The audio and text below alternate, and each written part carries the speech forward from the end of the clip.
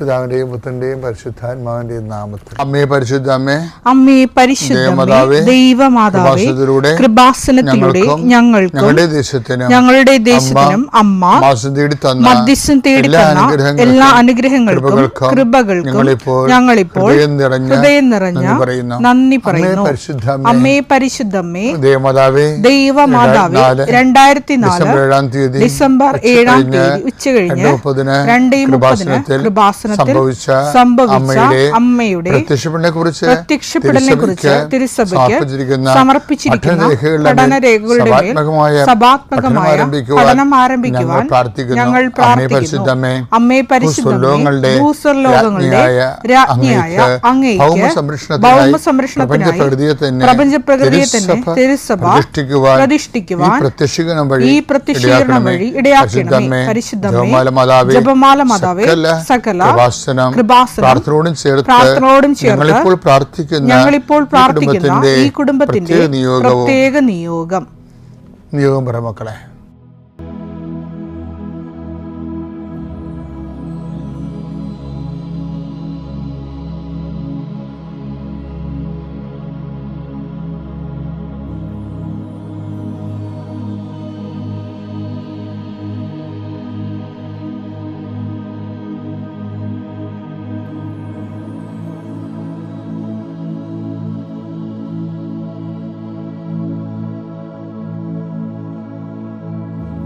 അമ്മയുടെ പ്രത്യക്ഷീകരണത്തിന്റെ ഈ അനുഗ്രഹവേളയിൽ ഞങ്ങൾക്ക് സാധിച്ചു തരുവാൻ കനിയണമേ.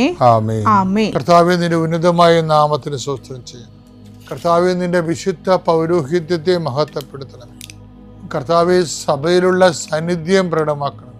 40 വർഷം അടിയനർപ്പിച്ച കൃപാന്റെ ബലത്തിൽ ഇന്ന് അങ്ങയുടെ മക്കളെ പ്രാർത്ഥന കൂടുന്ന എല്ലാ മക്കൾക്ക് വേണ്ടി പ്രാർത്ഥിക്കുകയാണ്. കർത്താവെ, മനസ്സ് വേദനിക്കുന്ന എല്ലാ വിഷയങ്ങളും, അവരുടെ മനസ്സ് വേദനിപ്പിക്കുന്ന എല്ലാ വ്യക്തികളും ഇപ്പോഴും ഈശോയുടെ നാമം നിർവീര്യമാകട്ടെ. കർത്താവെ, മനസ്സ് വിഷമിപ്പിക്കുന്ന സാഹചര്യങ്ങൾ, ചെയ്തെടുക്കേണ്ട ഉത്തരവാദിത്തങ്ങൾ, മറ്റുള്ളവർ നമ്മളെ പഴി പറയാൻ സാധ്യതയുള്ള എല്ലാ വിഷയത്തിൻ്റെ മേലും കർത്താവിൻ്റെ കരുണ ചൊരിയുകയും നിങ്ങളെ കർത്താവ് ഇന്ന് നിലനിർത്തി തരികയും ചെയ്യട്ടെ. നിങ്ങൾ പോകുന്ന വഴികൾ, കണ്ടുമുട്ടുന്ന വ്യക്തികൾ, ചെയ്യുന്ന കാര്യങ്ങൾ, യാത്ര ചെയ്യുന്ന വാഹനങ്ങൾ, ഒപ്പിടുന്ന പേപ്പറുകൾ, കൈമാറുന്ന രേഖകൾ, കഴിക്കുന്ന മരുന്ന് എല്ലാം മാതാവിൻ്റെ മധ്യസ്ഥതയിലെ യേശുനാമത്തിൽ അനുഗ്രഹിക്കപ്പെടുകയും നീ ദൈവത്തെ അനുഭവിക്കാൻ ഇന്ന് നിന്നെ സഹായിക്കുകയും ചെയ്യട്ടെ. നിത്യം പിതാവും പുത്രനും പരിശുദ്ധാത്മാവിനെ നീക്കുവാണ്. വിശ്വാസ പ്രമാണം. സർവശക്തനായ പിതാവും ആകാശത്തിന്റെയും ഭൂമിയുടെയും സൃഷ്ടാവുമായ ദൈവത്തിൽ ഞാൻ വിശ്വസിക്കുന്നു. അവിടുത്തെ ഏകപുത്രനും ഞങ്ങളുടെ കർത്താവുമായ ഈശോമിശിഹായിലും ഞാൻ വിശ്വസിക്കുന്നു.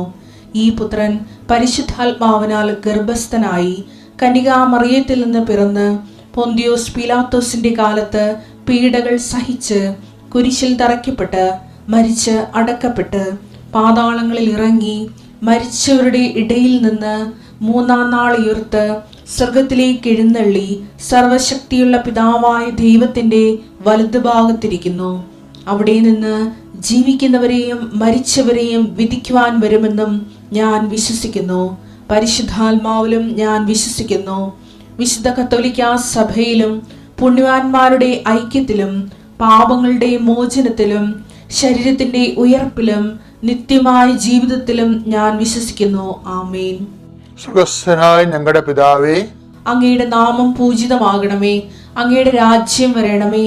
അങ്ങയുടെ തിരുമനസ് സ്വർഗത്തിലെ പോലെ ഭൂമിയിലും ആകണമേ.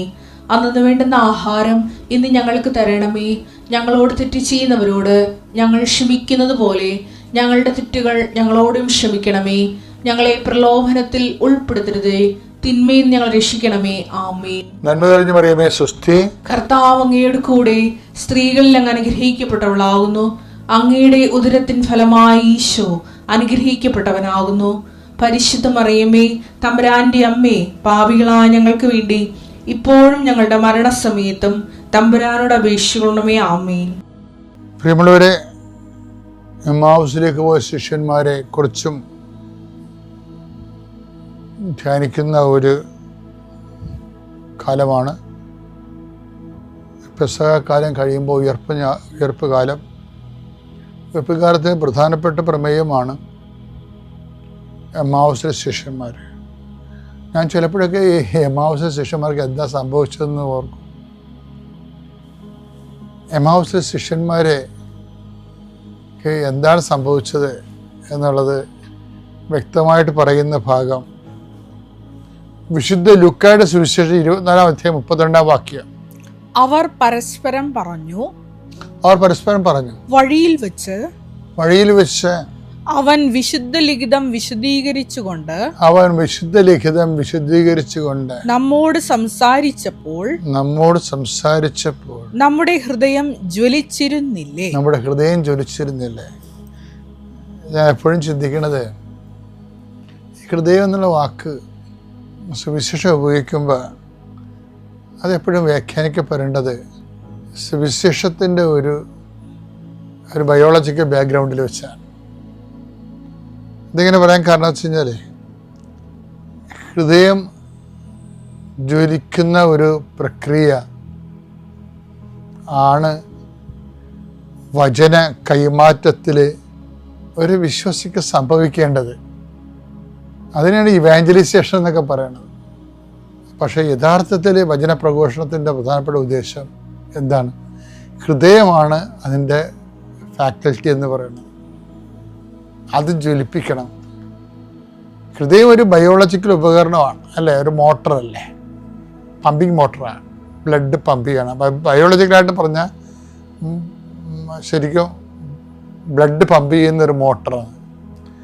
പക്ഷെ സ്പിരിച്വൽ എന്ന് പറയുമ്പോൾ ആത്മീയമായ ഹൃദയത്തിന് യേശു കർത്താവാണെന്ന് സന്ദേശം സ്വീകരിച്ചുകൊണ്ട് ഹൃദയത്തെ ജ്വലിപ്പിക്കണമെങ്കിൽ രക്ഷയുടെ സുവിശേഷമാണ് സ്വീകരിക്കുമ്പോഴാണ് ഹൃദയം ജ്വലിക്കുന്നത്. അത് ഈശോ പറയണ്ട്. എന്താ പറയണത്? മിശിഹ ഇതെല്ലാം സഹിച്ച്, എന്നെ ക്രിസ്തു ഇതെല്ലാം സഹിച്ച് മഹത്വത്തിലേക്ക് കരയേറേണ്ടത് ആവശ്യമായിരുന്നില്ലേ? ലൂക്ക 24:26. ക്രിസ്തു ഇതെല്ലാം സഹിച്ച് മഹത്വത്തിലേക്ക് പ്രവേശിക്കേണ്ടിയിരുന്നില്ലേ? അപ്പൊ ഹോൾ രക്ഷാകര ചരിത്രത്തിന്റെ സാരസംഗ്രഹമായ ഈ വചനമാണ് ഹൃദയം അക്സെപ്റ്റ് ചെയ്യുമ്പോഴാണ് ഇത് ഉദ്ദീപിക്കപ്പെടുന്നത്. അതുകൊണ്ടാണ് സെൻറ്റ് പോളും ആദിമസഭയെല്ലാം ഹൃദയത്തിലേക്കാണ് വചനം കൊടുക്കുന്നത്.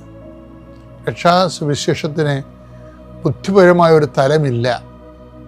നമ്മൾ ഏതോ കാലത്ത് രക്ഷാസുവിശേഷം ബുദ്ധിപരമായൊരു ഫാക്കൽറ്റിയുടെ വിഷയമാക്കി മാറ്റിയത് നിസ്സാര രീതിയിലല്ല മിഷനെ ബാധിച്ചിരിക്കുന്നത്. രക്ഷാകരമായ പദ്ധതി ഒരു ഇൻ്റലക്ച്വൽ വിഷയമല്ല ശരിക്കും. അതൊരു ഹൃദയംഗമമായ വിഷയമാണ്. അതുകൊണ്ടാണ് ആദിമസഭയുടെ ടോട്ടൽ കൺസെപ്റ്റ് അതാണ് 10:9 കണ്ട രക്ഷ എങ്ങനെ പ്രാപിക്കണമെന്ന് പറയുന്നുണ്ട്. It is not academic business. ആ ഒരു ഇൻ്റലക്ച്വൽ പ്രോസസ്സുമല്ല. രക്ഷ പ്രാപിക്കണേ എങ്ങനെയാണ്? റോമ 10:9. ആകയാൽ യേശു കർത്താവാണ് എന്ന്, അതാണ് യേശു കർത്താവാണ് എന്ന് അധരം കൊണ്ട് ഏറ്റുപറയുകയും ദൈവം അവനെ മരിച്ചവരിൽ നിന്ന് ഉയർപ്പിച്ചു എന്ന്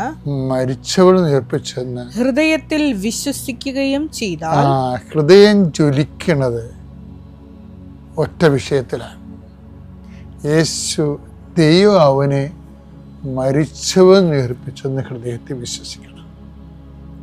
ഈ ഒരു വിശ്വാസം ആ ഹൃദയത്തെ ഫോക്കസ് ചെയ്തുകൊണ്ട് അവൻ നമ്മോട് സംസാരിക്കുന്ന സമയത്ത് നമ്മുടെ ഹൃദയം ജ്വലിക്കുകയായിരുന്നില്ലേ എന്ന് എമ്മാവുസ് ശിഷ്യന്മാർ പറയണില്ലേ? അപ്പം അവൻ എന്താ സംസാരിച്ചത്? അവൻ സംസാരിച്ചത് റോമ 10:9 അനുസരിച്ചുകൊണ്ട് യേശു കർത്താവാണെന്നാണ് സംസാരിച്ചത്. അവർ രക്ഷയുടെ അനുഭവത്തിലേക്ക് വരികയിരുന്ന ആ രക്ഷയുടെ അനുഭവം കിട്ടിയ ആൾക്കാരെ എന്താണ് അവരുടെ കണ്ണ് തുറന്നെന്നാ പറയണത്. ലൂക്ക 24:30-31. ലൂക്ക 24:30-31.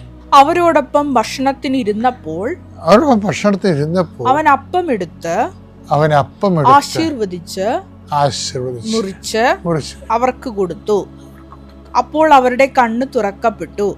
അവർ അവനെ മുറിച്ചപ്പോഴേ കണ്ണ് തുറന്നു. എന്തപ്പമാണ് മുറിച്ചിരിക്കുന്നത്? ഈ വചനങ്ങളെല്ലാം കേട്ട് ഹൃദയം ജ്വലിപ്പിച്ച് രക്ഷയുടെ അനുഭവത്തിലേക്ക് വന്നപ്പോൾ എൻ്റെ ശരീരം ഭക്ഷിക്കുന്നവൻ ഞാൻ മൂലം ജീവിക്കുമെന്ന് പറഞ്ഞ് ജീവൻ്റെ അപ്പമാണ് അവൻ മുറിച്ചിരിക്കുന്നത്.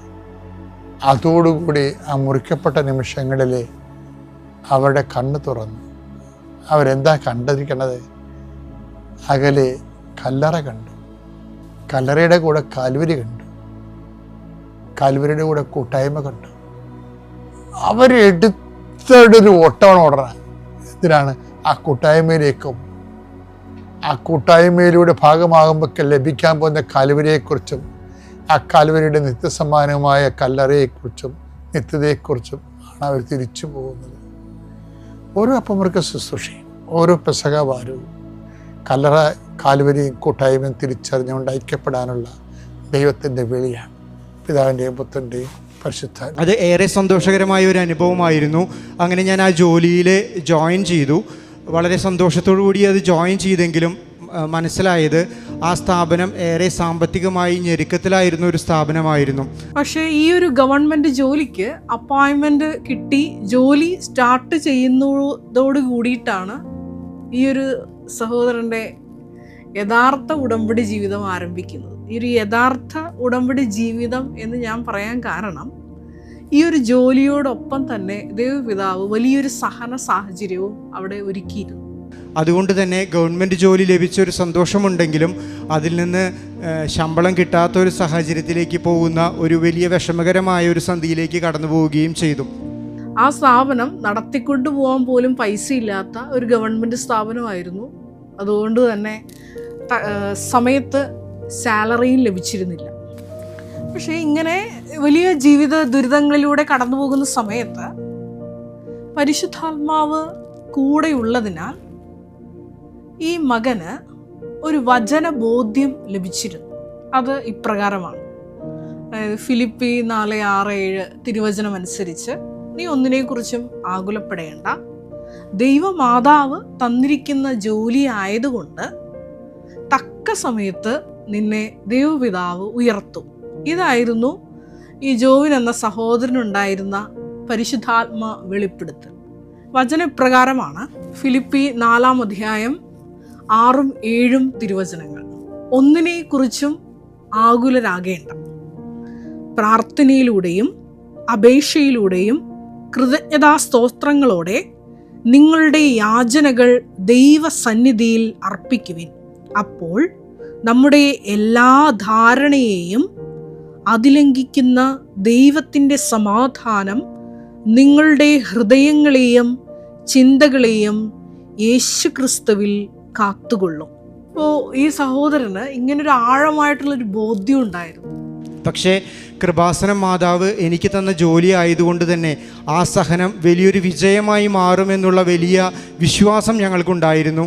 പ്രഭാഷകന്റെ പുസ്തകത്തിൽ നമ്മൾ വലിയൊരു വചനം വായിക്കുന്നുണ്ട്. ഞെരുക്കുന്ന ദൗർഭാഗ്യങ്ങളിൽ നിങ്ങൾ ശാന്തത കൈവെടിയരുത്, കാരണം ദൈവം തക്ക സമയത്ത് എല്ലാം നന്മയ്ക്കായിട്ട് പരിണമിക്കും. റോമ 8:28 തിരുവചനമാണ്.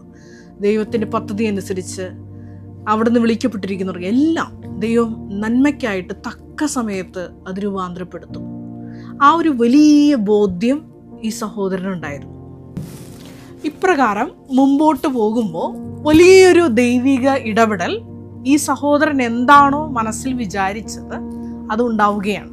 അതായത് ഞാൻ ഈ എപ്പിസോഡിൻ്റെ ആദ്യ ഭാഗത്ത് പറഞ്ഞതുപോലെ യോഹന്നാൻ 2:5 തിരുവചനം അനുസരിച്ച് അവൻ പറയുന്നത് പോലെ ചെയ്തപ്പോൾ ഈ സഹോദരൻ്റെ ജീവിതത്തിലുണ്ടായ വലിയൊരു ദൈവിക ഇടപെടൽ. ഞാൻ നേരത്തെ പറഞ്ഞതുപോലെ സാലറി കിട്ടുന്നില്ല, ഗവൺമെൻറ് ജോലി എന്നുള്ള പേരുണ്ട്. ഇങ്ങനെ വളരെ ഞെരുക്കങ്ങളിലൂടെ കടന്നു പോകുന്ന സമയത്തും മരിയൻ ഉടമ്പടിയിൽ 6 നിബന്ധനകൾ എന്തൊക്കെയാണ് പറഞ്ഞിരിക്കുന്നത് അത് വൃത്തിയായി ഈ മകൻ ചെയ്യുന്നുണ്ട്. കാരുണ്യ പ്രേക്ഷിത പ്രവർത്തനങ്ങളടക്കം. വലിയ ദൈവസ്നേഹം ഉണ്ടെങ്കിൽ മാത്രമേ ഉള്ളൂ നമ്മുടെ ജീവിതത്തിലേക്ക് സഹന സാഹചര്യങ്ങൾ വരുമ്പോൾ ഇതുപോലെ ദൈവസ്നേഹത്തോട് ഒട്ടി നിന്നുകൊണ്ട് അവൻ്റെ വേലയിൽ നമുക്ക് പങ്കാളികളാകാൻ പറ്റുകയുള്ളൂ. അത് വൃത്തിയായി ഈ മകൻ ചെയ്തപ്പോൾ ദൈവപിതാവ് വലിയൊരു വെളിപ്പെടുത്തൽ ഈ മകന് കൊടുക്കുകയാണ്.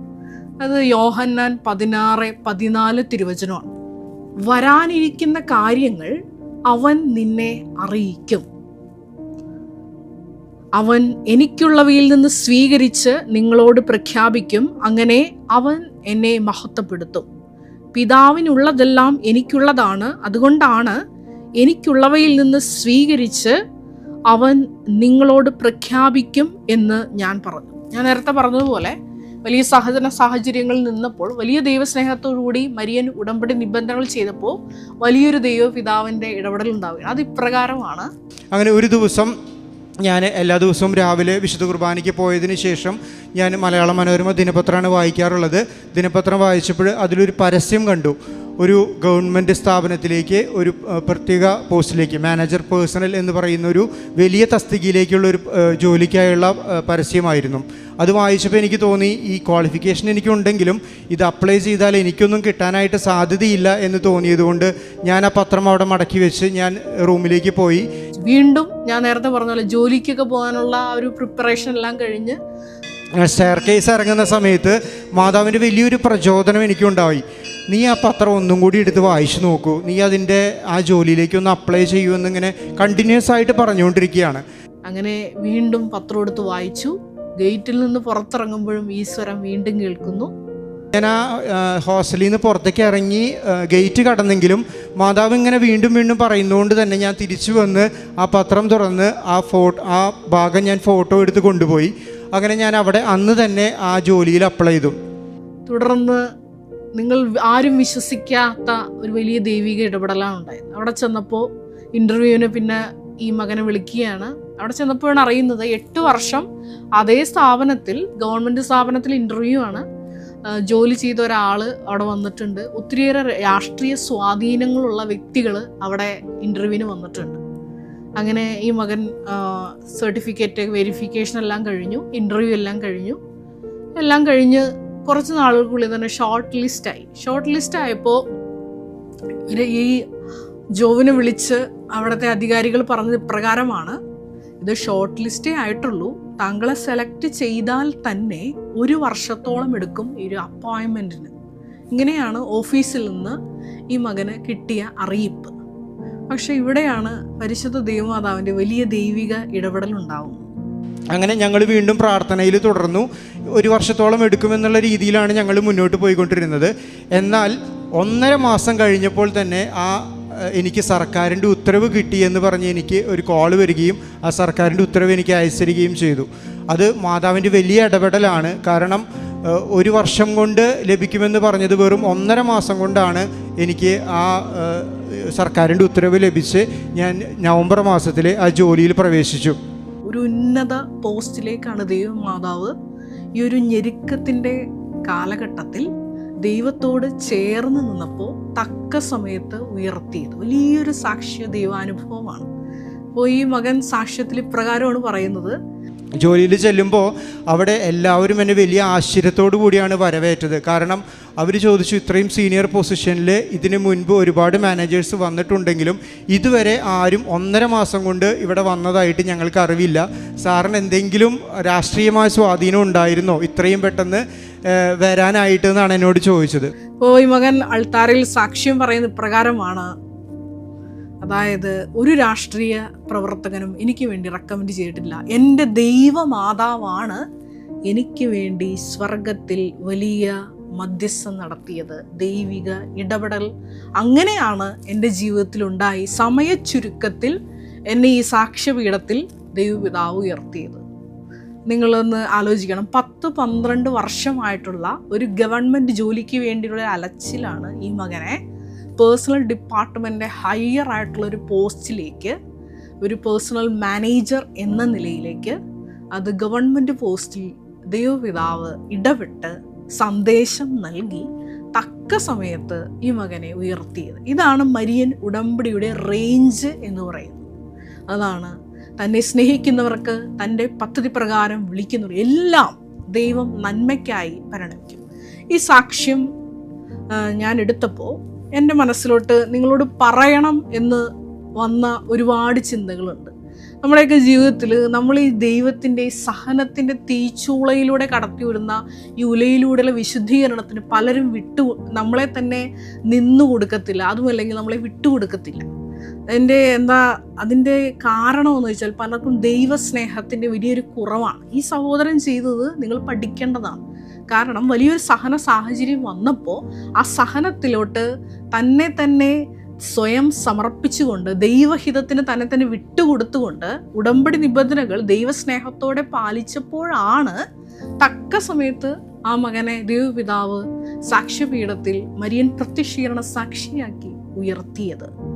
ഇപ്പോൾ നമ്മുടെ ജീവിതത്തിലൊക്കെ ഇതേപോലെ ഇടിമുഴക്കവും അതുപോലെ തന്നെ ഇങ്ങനെ മിന്നൽ പിണരുകളൊക്കെ ഉണ്ടാകുന്ന പുറപ്പാട് 19-20 ജീവിത അനുഭവങ്ങൾ നമ്മുടെ ജീവിതത്തിലൊക്കെ ഉണ്ടാവും. അതായത് നമ്മൾ നനച്ചിരിക്കാത്ത രീതിയിലുള്ള പ്രതികരണങ്ങൾ മറ്റുള്ളവരിൽ നിന്നുണ്ടാകുമ്പോൾ, അതുമല്ലെങ്കിൽ വലിയ സഹന സാഹചര്യങ്ങളൊക്കെ നമ്മുടെ ജീവിതത്തിൽ വേട്ടയാടപ്പെടുമ്പോൾ നമ്മുടെ സങ്കീർത്തനങ്ങളുടെ 103-ാം സങ്കീർത്തനം 7-ാം തിരുവചനം നിങ്ങളുടെ മനസ്സിൽ എപ്പോഴും ഉണ്ടായിരിക്കണം. അത് വചനപ്രകാരമാണ്. അവിടുന്ന് തൻ്റെ വഴികൾ മോശയ്ക്കും പ്രവൃത്തികൾ ഇസ്രായേൽ ജനത്തിനും വെളിപ്പെടുത്തി. അതായത് വഴികൾ, ദൈവം തുറന്നിടുന്ന, ദൈവം വെട്ടിയൊരുക്കുന്ന വഴികൾ എപ്പോഴും ദൈവ പൈതലിന് മാത്രമാണ് വെളിപ്പെട്ട് കിട്ടുന്നത്. മറ്റുള്ളവർ കാണുന്നതെല്ലാം നമ്മൾ അഭിമുഖീകരിക്കുന്ന വലിയ സഹന സാഹചര്യങ്ങളും ഈ ഇടിമുഴക്കങ്ങളും മിന്നൽ പിണരുകളും ഒക്കെയാണ്. പക്ഷേ ദൈവ പൈതലിനെ സംബന്ധിച്ചിടത്തോളം ഒരു വലിയ ഞെരുക്കം, അതുമല്ലെങ്കിൽ ഒരു സഹനം ജീവിതത്തിൽ വരുമ്പോൾ അതിൻ്റെ പിന്നിൽ വലിയൊരു അനുഗ്രഹം ഒളിച്ചിരിപ്പുണ്ട്. അത് ടാപ്പ് ചെയ്യാൻ, അത് തിരിച്ചറിയാൻ, ദൈവത്തോട് പ്രത്യുത്തരമായിട്ട് ദൈവഹിതത്തിന് പൂർണ്ണമായി സമർപ്പിക്കാൻ ഈ ജോബിന് കഴിഞ്ഞതാണ് ഈ മകനെ സാക്ഷ്യപീഠത്തിലേക്ക് ഈ ചുരുങ്ങിയ സമയത്തിനുള്ളിൽ എത്തിക്കാൻ സഹായിച്ചത്. മത്തായിയുടെ സുവിശേഷത്തിൽ 24-ാം അധ്യായം 13-ാം തിരുവചനത്തിൽ നമ്മൾ വീണ്ടും വായിക്കുന്നുണ്ട്, അവസാനം വരെ സഹിച്ചു നിൽക്കുന്നവൻ രക്ഷ പ്രാപിക്കും. ജീവിതത്തിലൊക്കെ ഒരുപാട് ജീവിത ദുരിതങ്ങളൊക്കെ ഒന്നൊഴിയാതെ നമ്മളെയൊക്കെ വേട്ടയാടുമ്പോൾ ക്രിസ്തു നമുക്ക് കാണിച്ചു തരുന്ന കുരിശിൻ്റെ പാത, അത് എപ്പോഴും രക്ഷാകര അനുഭവം നൽകുന്നതാണ്. ജോവിൻ്റെ സാക്ഷ്യം നമ്മളോട് വിളിച്ചു പറയുന്നത് ഇപ്രകാരമാണ്. പരിശുദ്ധ ദൈവമാതാവിൻ്റെ കരം പിടിക്കുമ്പോൾ, ഏറെ പ്രത്യേകമായിട്ട് മരിയൻ ഉടമ്പടി എടുത്ത് പ്രാർത്ഥിക്കുമ്പോൾ നമുക്ക് എല്ലാവർക്കും കിട്ടുന്ന വലിയൊരു ആനുകൂല്യം എന്നുള്ളത് ഈ നമ്മുടെയൊക്കെ ദുരിതത്തിൻ്റെ, ഞെരുക്കത്തിൻ്റെ സമയം ദൈവമാതാവ് പ്രത്യേകമായിട്ട് മരിയൻ ഉടമ്പടിയുടെ യോഗ്യതയാൽ നമ്മൾക്ക് വേണ്ടി മധ്യസ്ഥം വഹിച്ചത് ചുരുക്കി തരും എന്നുള്ളതാണ് ഇതിൻ്റെ വലിയ ഒരു ആനുകൂല്യം എന്നുള്ളത്. ഒരു നിമിഷം നമുക്ക് കണ്ണുകളടയ്ക്കാം. മരിയൻ ഉടമ്പടിയിലായിരിക്കുന്ന നമ്മൾ ഓരോരുത്തരെയും ഇപ്പോൾ കടന്നുപോയിക്കൊണ്ടിരിക്കുന്ന ഒരുപാട് ജീവിത ദുരിതങ്ങളുണ്ട്, സഹനങ്ങളുണ്ട്, ഞെരുക്കങ്ങളുണ്ട്, മാറ്റപ്പെടാത്ത ഒരുപാട് സഹന സാഹചര്യങ്ങളുണ്ട്. ഇതെല്ലാം ഈശോയെ സാക്ഷ്യത്തിലൂടെ നീ ഞങ്ങളോട് സംസാരിക്കുകയായിരുന്നു. ഞങ്ങൾക്ക് വലിയ ക്രിസ്തുവാകുന്ന രക്ഷാനുഭവം നൽകുവാൻ പരിശുദ്ധ അമ്മയുടെ പ്രത്യേക മധ്യസ്ഥത വഴി സമയച്ചുരുക്കത്തിൽ ഞങ്ങളെ വലിയ സാക്ഷികളാക്കി ഉയർത്താനുള്ളതാണ് ഞങ്ങളുടെ ജീവിതത്തിൽ ഇപ്പോൾ ഞങ്ങൾ കടന്നു പോകുന്ന ഓരോ ഞെരുക്കങ്ങളും സഹനങ്ങളും എന്ന് ഞങ്ങൾ ഇപ്പോൾ തിരിച്ചറിയുന്നു. ദൈവപിതാവേ, ഈശോ തൻ്റെ കുരിശിൻ്റെ സമയത്ത് നിന്നോട് ഐക്യദാർഢ്യം പ്രഖ്യാപിച്ചുകൊണ്ട് നിന്റെ ഹിതം മാത്രം ജീവിതത്തിൽ നിറവാൻ പ്രാർത്ഥിച്ചതുപോലെ ഞങ്ങളുടെ ജീവിതത്തിൻ്റെ സഹന സാഹചര്യങ്ങളിലും ഈശോയെ ദൈവഹിതം ഈ ഒരു സഹന സാഹചര്യത്തിലൂടെ വെളിപ്പെട്ട് കിട്ടുവാനും തക്ക സമയത്ത് ഞങ്ങളെയും സാക്ഷികളായി ഉയർത്താനും ഈശോയെ വലിയ ശുശ്രൂഷയിലൂടെ വചനബോധ്യങ്ങളിലൂടെ ഞങ്ങളെയും സഹായിക്കണമേ എന്ന് ഞങ്ങൾ പ്രാർത്ഥിക്കുന്നു. കർത്താവായ ക്രിസ്തു വഴി ഞങ്ങൾ സമർപ്പിക്കുന്ന പ്രാർത്ഥന കേട്ടുകൊള്ളണമേ. Ave Maria. നമ്മുടെ കൃപാസനം പ്രത്യക്ഷീകരണ സന്നിധാനത്തിൽ ബഹുമാനപ്പെട്ട VP ജോസഫ് അച്ഛനോടൊപ്പം സമർപ്പിതരായി ശുശ്രൂഷ ചെയ്യാൻ ആഗ്രഹിക്കുന്ന സഹോദരങ്ങൾ, ഏറെ പ്രത്യേകമായിട്ട് +2 ഡിഗ്രി പാസ്സായ മക്കളുണ്ടെങ്കിൽ തീർച്ചയായിട്ടും താഴെ കാണുന്ന ഇമെയിൽ അഡ്രസ്സിൽ കോൺടാക്റ്റ് ചെയ്യുക. നിങ്ങളുടെ CV അയയ്ക്കുക. തീർച്ചയായിട്ടും പരിശുദ്ധ അമ്മയുടെ പ്രത്യക്ഷീകരണത്തിന് സാക്ഷികളായി ജീവിക്കുവാൻ നിങ്ങൾക്കൊരു ആന്തരിക ബോധ്യം, അതുമല്ലെങ്കിൽ ദൈവപിതാവ് നിങ്ങളെ വിളിക്കുന്നു എന്ന് നിങ്ങൾക്ക് ബോധ്യപ്പെടുന്നുണ്ടെങ്കിൽ തീർച്ചയായിട്ടും ഞങ്ങളെ കോൺടാക്റ്റ് ചെയ്യുക.